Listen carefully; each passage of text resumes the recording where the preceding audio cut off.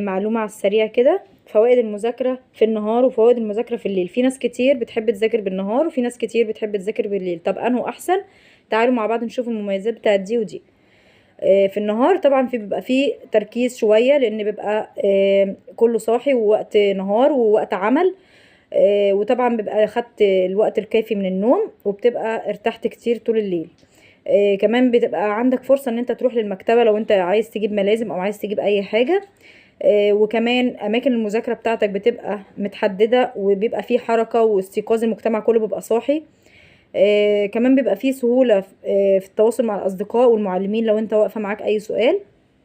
وكمان بيبقى الحفظ على العين أكتر، لأن انت بتبقى شغال في ضوء النهار، يعني ما بيبقاش ضوء الأنوار. ودي طبعا احنا عارفين ان هي بتضعف شوية العين. انتظروا فيديو الليل.